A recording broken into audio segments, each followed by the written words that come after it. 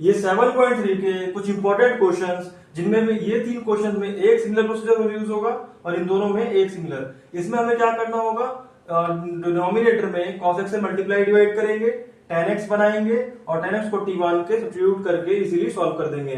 तो देखते हैं अपना पहला क्वेश्चन है हमारा dx अपॉन में sin x cos cube x और dx तो लिख दिया है।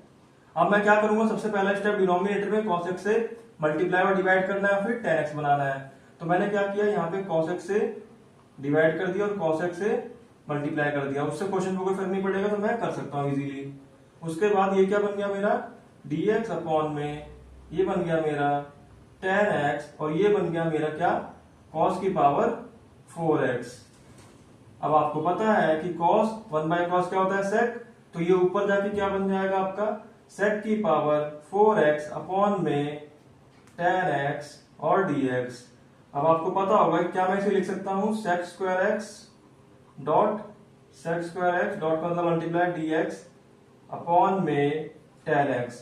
अब मैंने ऐसा क्यों किया, क्योंकि मुझे पता है tan x का डेरिवेटिव क्या होता है, tan x को t मानूंगा तो मेरा डेरिवेटिव आएगा sec square x dx equal to dt। तो इस sec स्क्वायर को क्या करूं, इसको मैं tan की फॉर्म में चेंज कर लूंगा। अब आपको एक सिंपल फॉर्मूला पता होना चाहिए कि sec square x is equal to 1 plus tan square x और sec स्क्वायर x ऐसे लिखा रहने देते हैं dx और अपॉन में tan x। अब मैं क्या करूंगा, इस tan x को t सब्स्टिट्यूट कर दूंगा। तो मैंने क्या किया, let tan x is equal to t sec square x dx is equal to dt मिल गया मुझे। तो मेरा i क्या बन गया, ये 1 plus T square, tan x को क्या मैंने माना t, तो ये हो गया 1 प्लस टी स्क्वायर।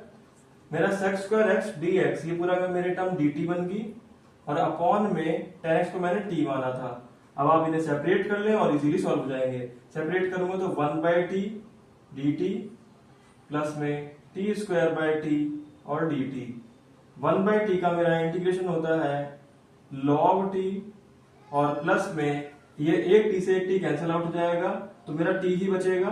तो t स्क्वायर बाय 2 प्लस का c, सिंपल। आपको x की पावर n का इंटीग्रेशन पता होना चाहिए कि x की पावर n प्लस 1 और अपॉन में n प्लस 1। तो log, अब t की वैल्यू डाल दें आप, t की वैल्यू क्या थी tan x, तो log tan x और प्लस में tan स्क्वायर x अपॉन में 2 और प्लस का c। तो यही था मेरा इसका फाइनल आंसर। देखते हैं अगला क्वेश्चन जो कि सिमिलर प्रोसीजर से होगा, उसमें भी मैं cos x से मल्टीप्लाई डिवाइड करूंगा, बस थोड़ा सा डिफरेंट है। देखते हैं। अब इस वाले में मैं क्या करूंगा, cos x से मल्टीप्लाई डिवाइड करूंगा डिनोमिनेटर में और tan x बनाऊंगा। तो मैं इसको ऐसे रहने दूंगा, tan x in under root as it is, और sin x cos x से मल्टीप्लाई डिवाइड कर दूंगा। तो मैंने इसे किया cos x से डिवाइड, और cos x से जब मल्टीप्लाई करूंगा तो ये क्या बन जाएगा cos स्क्वायर x और dx आपका एज इट इज, और ये आपका बन गया tan x in under root sin x upon cos x tan x और cos square x as it is और dx। अब आपको पता है 1/cos क्या होता है, sec। अब देखो ये tan x है, ये tan x in under root है, तो मैं क्या tan x in under root का, tan x को tan x in under root का होल स्क्वायर लिख सकता हूँ, बिल्कुल लिख सकता हूँ।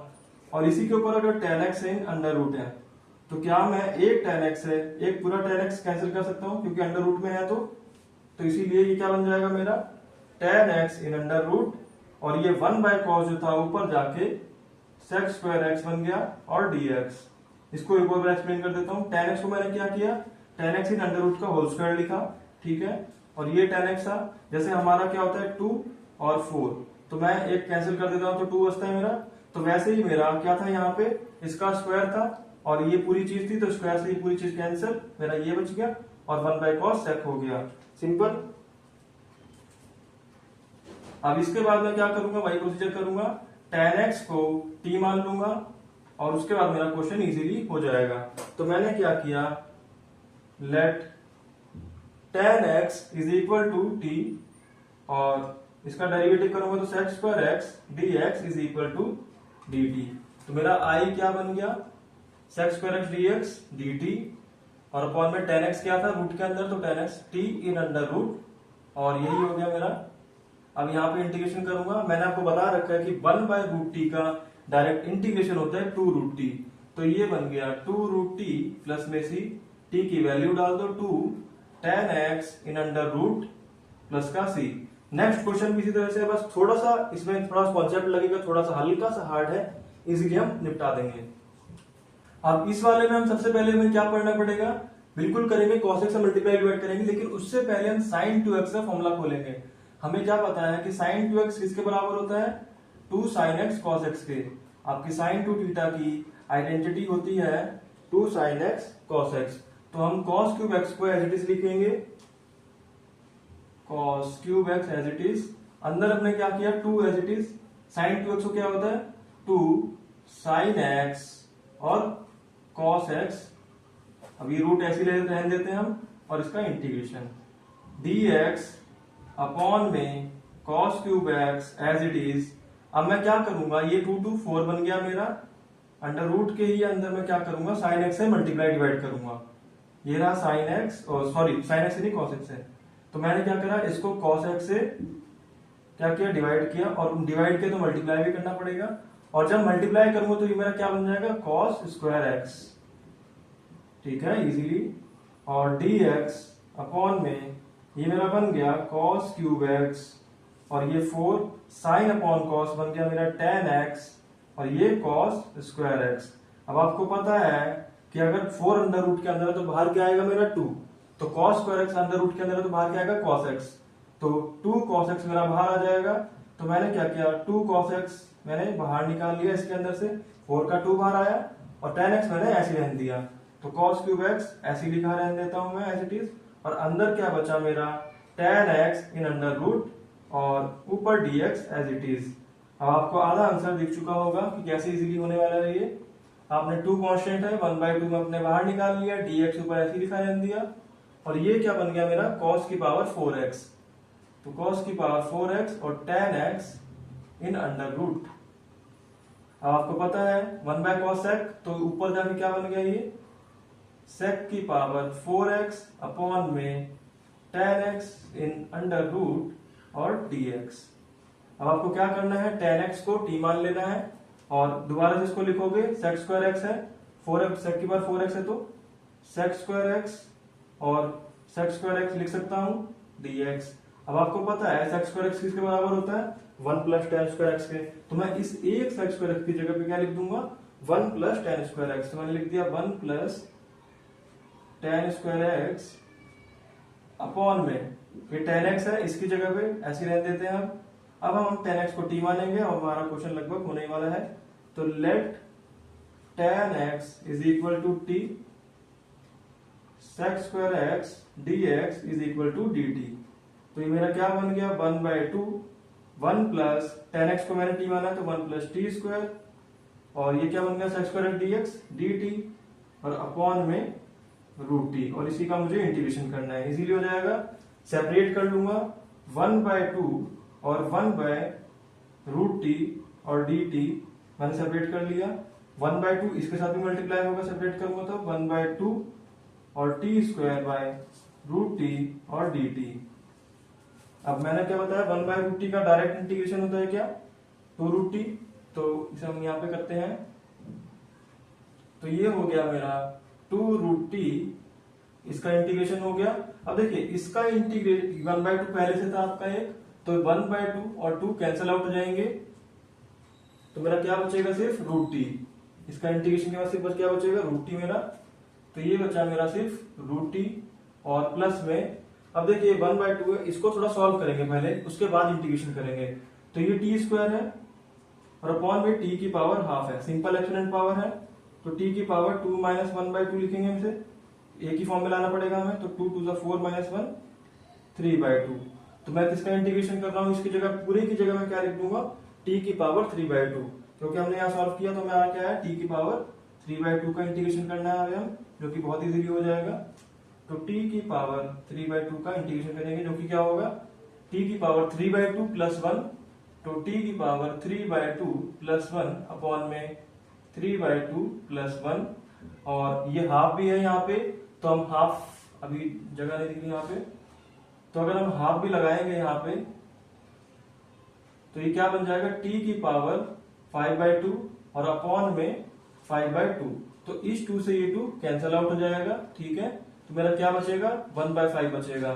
तो अंडर रूट टी प्लस में 1/5 और t की पावर 5/2 प्लस का c।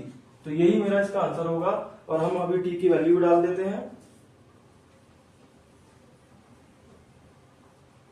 जब हम t की वैल्यू डालेंगे तो t की जगह 10x, तो 10x इन अंडर रूट प्लस में 1/5 t यानी 10x की पावर 5/2 और प्लस का c।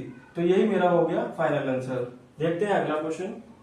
अब जैसे ये वाला क्वेश्चन है हमारा, तो ये दोनों क्वेश्चन एक ही जैसे होंगे। हम पहले करते हैं ये इजी वाला। तो इसमें मुझे क्या करना है, सिंपल रूट हटाना है। सबसे पहले मेरा वही रूल है, वो कैसे हटेगा, क्या मैं 1 को लिख सकता हूं साइन स्क्वायर एक्स प्लस में कॉस स्क्वायर एक्स, बिल्कुल लिख सकता हूं क्योंकि 1 के बराबर है। तो 1 की जगह पे मैंने ये लिख दिया, तो लिख देते हैं साइन स्क्वायर एक्स प्लस के कॉस स्क्वायर एक्स प्लस में, क्या मैं साइन 2x का फॉर्मूला बोल सकता हूं, क्योंकि साइन 2x का फॉर्मूला क्या होता है मेरा 2 साइन एक्स कॉस एक्स। तो वही मेरे को यहाँ पे लगा देना है। तो मैं साइन 2x की जगह पे ये लिख देता हूं 2 sine x cos x in under root, और इस होल का इंटीग्रेशन तो चल ही रहा है। अब देखिए हम कैसे क्या करेंगे। अब बहुत से बच्चों को फॉर्मूला दिख गया होगा। क्या मुझे अगर मुझे पता है a square plus b square plus का 2ab किसके बराबर होता है, a प्लस बी का होल स्क्वायर। तो आप इसे sine x plus cos x का होल स्क्वायर भी लिख सकते हैं और cos x plus sine x का होल स्क्वायर भी लिख सकते हैं, बात मेरी सेम रहेगी। तो मैं यहाँ पे क्या लिखूंगा, देखो a square plus b square plus का 2ab, ठीक है।